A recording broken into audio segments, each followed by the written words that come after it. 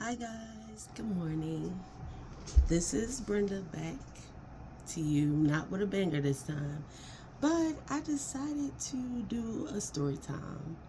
I want to speak about again how I became disabled and how I'm overcoming my disability and the fact that I am still um,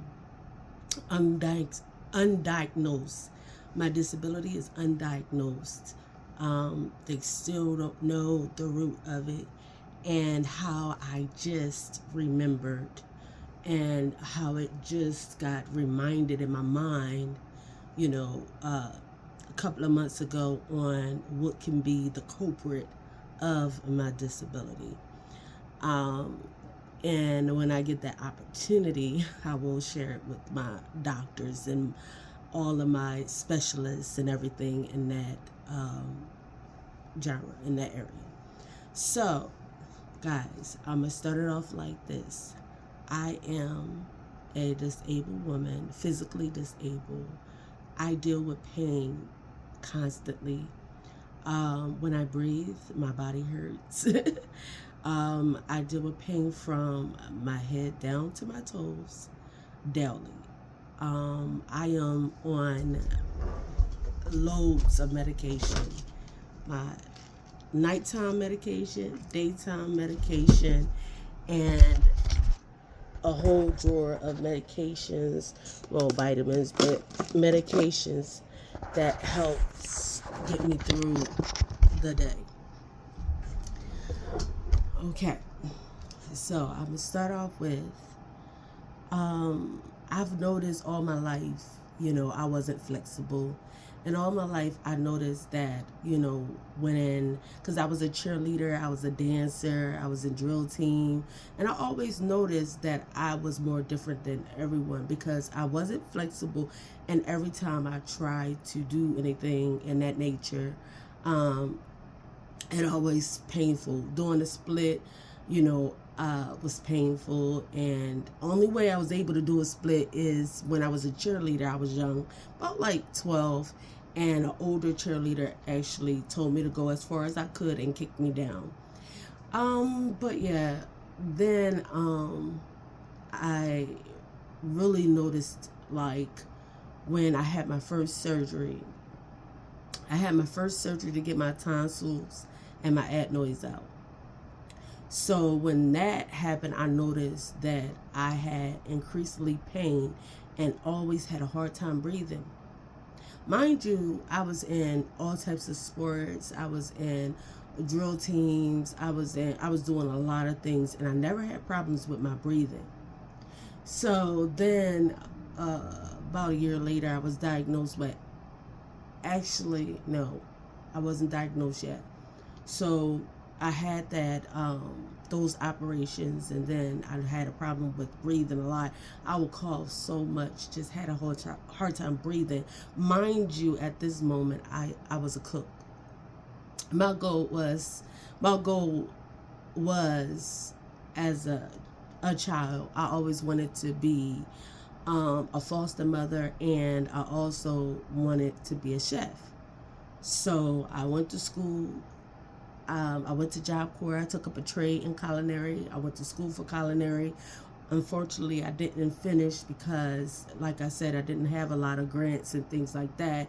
So I also had to pay monthly, no, every 2 weeks payments. I was on a payment plan, and it became very like a financial burden. So I had to stop that eventually. But I did end up getting into a job where I was upset that when I first got there, I was supposed to be a prep cook, but that position was filled, and they didn't communicate with the other hiring manager in dietary.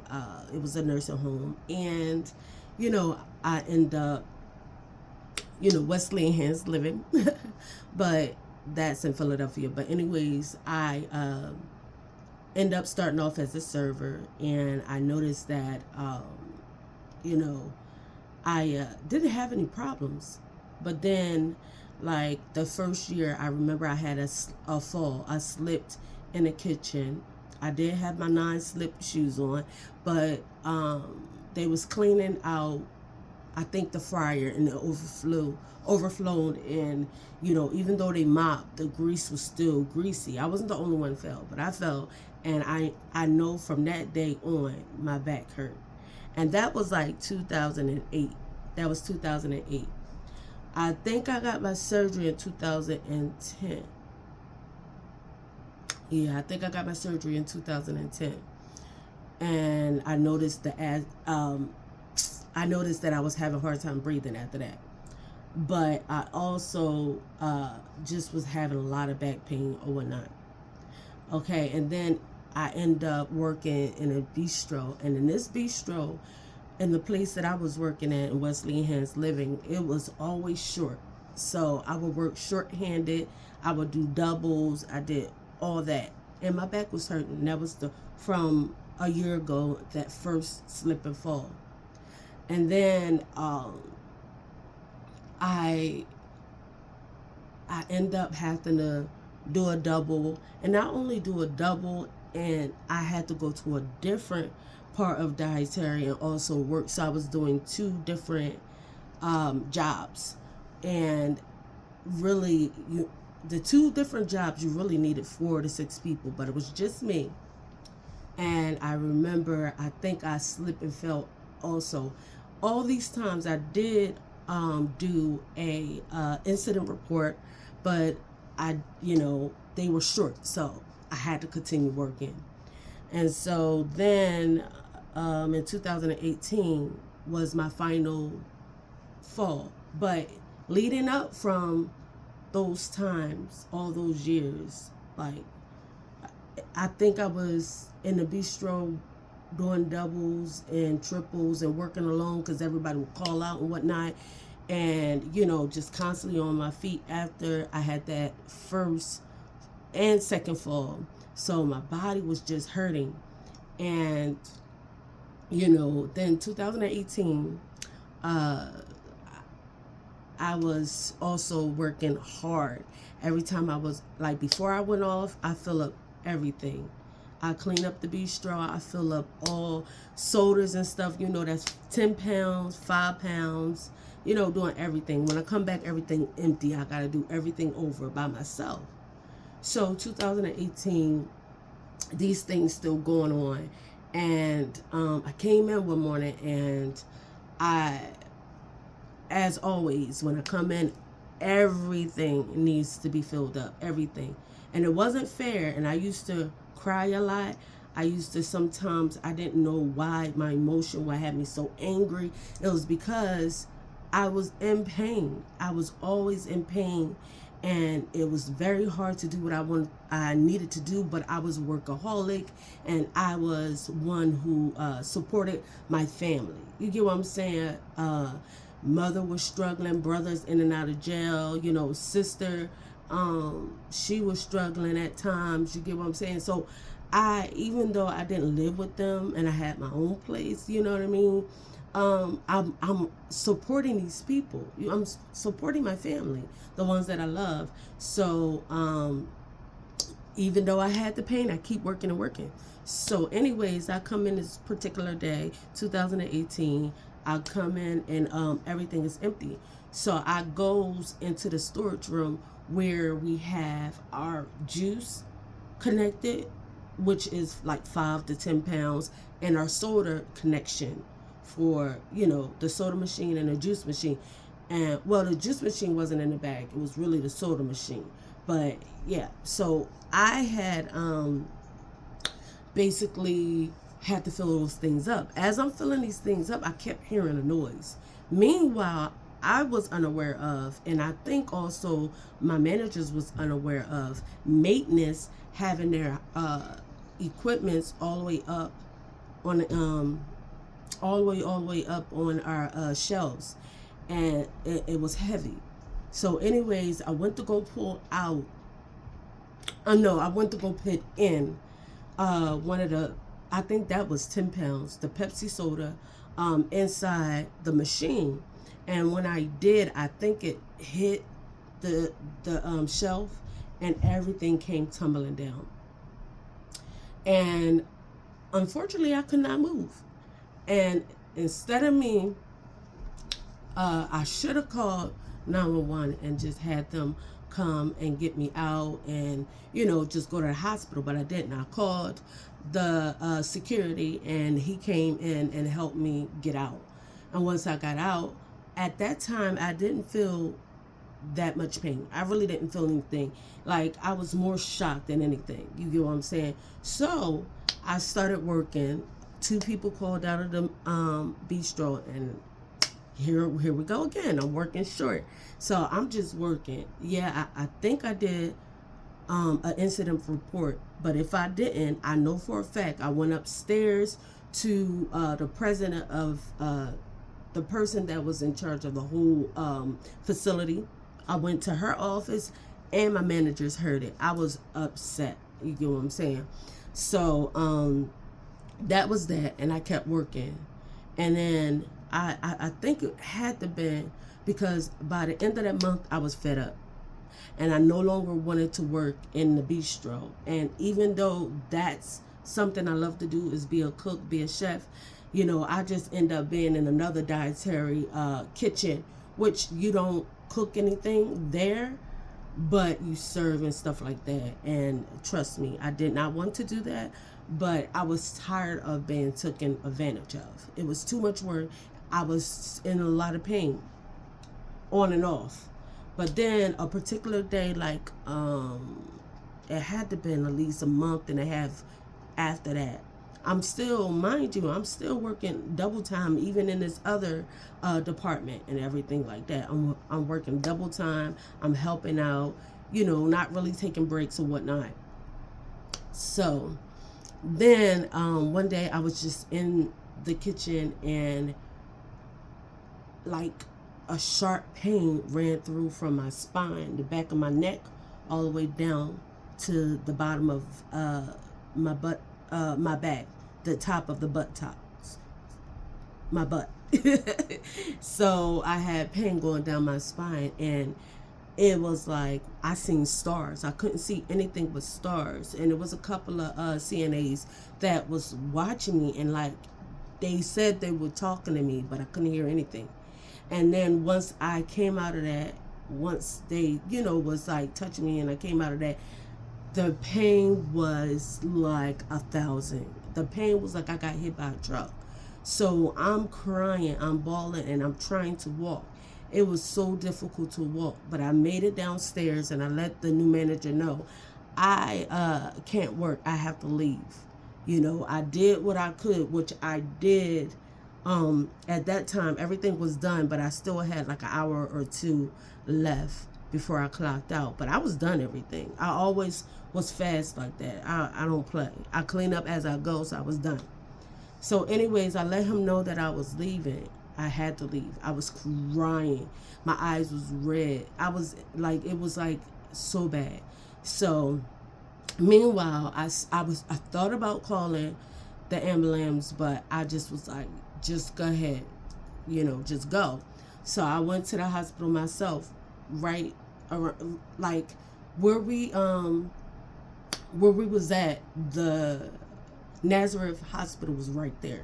So I went there, and they were saying that I had a lot of muscle spasm. What did I do? At that particular time, I didn't. So then I had woke up the next day, and as soon as I woke up, I screamed in pain. I tried to get out the bed. It was painful. And I was trying to walk to the bathroom. I couldn't go. I couldn't walk to the bathroom. I had to scream again and wake my sister up. She walked me to the bathroom, and it was just a mess. It was bad. So when I finally went to the doctors, and the doctors was saying, no, I end up calling, and I end up putting my 2 weeks in because I couldn't do it. So I put my 2 weeks in as I had to take some sick time off because I was really I just was broken. You know, my body was hurt and I couldn't move like that. So I'm going to all these doctors and nobody can tell me anything. And at the time, I was not thinking about a couple of months ago when I had the shelf fell with all the equipment from maintenance on me. So that never came in mind until recently, like maybe like 2 months ago or 3. But anyways, so the doctors couldn't find anything and my brain just snapped. I felt suicidal. I wanted to go. I wanted to just go ahead and jump. I wanted to jump over the bridge and everything. You know, because I couldn't take it. You know, I didn't understand what's going on. You know, I'm at the point where I'm not able to take care of myself or my family. I'm at the point where, you know, it was just difficult. You get what I'm saying? And I had no pain relief, no pain, like the little painkillers and stuff they was giving me at the time, nothing was working. Even some narcotics wasn't working. So yeah, I just had a mental breakdown. I had to go to physical therapy constantly. I had to see, I had to talk to, you know, different doctors about my mental health. They gave me pills for mental health as well. And, you know, I just wanted to come on here and give my story and encourage people, you know, that constantly have pain. You get what I'm saying? Rather, if you're like me, undiagnosed, which I just found out recently, it had to been from an incident that I had at my job. So if you had an incident at your job and became disabled, if you have, hold on please, if you have cancer and deal with pain daily, I'm just telling you, I'm trying to encourage you to keep on moving, one day at a time. You know, one day at a time. When the pain tell you to lay there and don't get up at all, you have to not listen to it. Get up, start easy, sit up like this. Just start moving your legs a little bit, move your neck a little bit, and I know it's painful. I feel it, but you gotta keep moving. Don't stop moving. Don't give up. And a lot of things the main thing that really helped me is really having a personal relationship with Jesus Christ. That helped me 100%. You know, that's what helped me, having a personal relationship with Christ, and the fact that I'm determined. You know, once I realized that if I would have took my life because of that, how many other people would have been hurting and suffering because of that? How selfish is that? I think that's selfish of me. So that's why I had to become strong-minded. Till this day, yes, I'm on all that medicine, and it helps me to get through the day. But yes, when I breathe, like as I'm talking, my back hurt, my chest hurt. You get what I'm saying? When I have to walk with a cane. When I walk with my cane, it hurt. I do TikToks. When I do TikToks, it's a massive pain. But do I stop? No. Because when I stopped, I almost was over 300 pounds as well, because of the medicine that they give me to try to deal with the pain. So just don't give up. Keep pushing. And the things that make you happy, that's the things you have to surround yourself with the people that make you happy, the things that make you happy. Every day, just do what makes you happy, and continue to just allow your mind to fight back the negative thoughts, to fight back the depression and being overwhelmed, because I have to fight that constantly. You know, people like, oh, you're so sweet, you're so nice, why you smile all the time? That inside I am upset sometimes. Inside I'm always in pain and I'm crying and screaming at times. But I choose not to let that use me, because it helps me go through the day. So you know, I just wanted to share that with you. Like, yes, I do TikToks. It's painful. I make myself walk. It is painful at night, because of all this stuff I make myself do. At night is unbearable. When I cook, it takes me forever to cook. It takes me forever to get in the shower. I have fallen a lot taking a shower. I've fallen a lot trying to go to the bathroom because my toilet isn't high enough. You know what I mean? I'm now on disability. I get paid once a month. And, you know, I get paid once a month and I'm on disability or whatnot. So, you know, that's another thing that bothered me because I grew up poor and I grew up watching my mom, you know, using the government, and not using the government, but having to use the government. She always worked, but she still needed the help because of 5 kids with food stamps and all that. And I said I would never do that. I would work 5 jobs if I need to. I was a workaholic because I didn't want to be on it, and I didn't want my family to have to be on it either, you know. And now I'm on it, and that's another thing that messed with my mind and had me depressed. Like now I'm growing up. Now I'm living the way that I grew up. You know, just relying on the government. And sometimes at the end of the month it get hard. No food. Food is super low. Gotta suck it up, suck my pride up, and go, you know, to different places that give out free food. But at the end of the day, I've learned to just be grateful. With my pain, with the pain we have all the time, rather, like I said, no matter what your condition is, cancer, whatever, I started thinking, okay, I'm in pain all the time, but it's people who are without pain, people that are paralyzed from their neck down, that wish they could feel something. You get what I'm saying? So I just wanted to come and, you know, speak on that because, like I said, I'm undiagnosed, but I feel like now I understand, and now I can talk to my medical team and my specialists and let them know. Now I know what happened because they went from limb to limb. I was like, why couldn't y'all just put me in a machine that will look from the head down and see what's wrong with me? But it took many years from limb to limb for them to just diagnose stuff.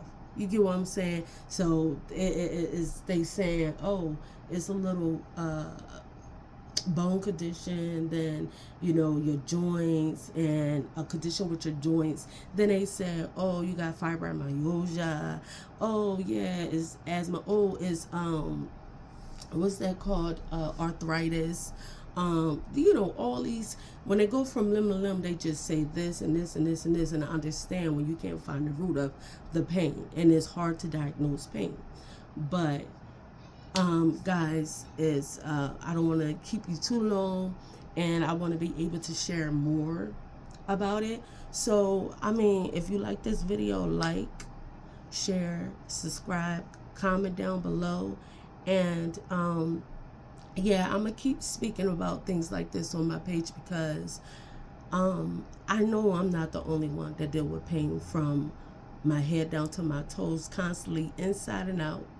And everything we do, try to eat, walk, talk, wash yourself, brush your teeth. Oh, brushing my teeth is horrible. Holding my phone is horrible. Oh yeah, and they also said that I have severe carpal tunnel and want to keep giving me needles and stuff like that. Like, you get what I'm saying? But anyways, just be encouraged and know that, you know, it's just a blessing to have life. You know, and just find anything and everything that will make you happy, that will also keep you safe and keep you healthy. And yeah, have a blessed day. Thank you. Bye.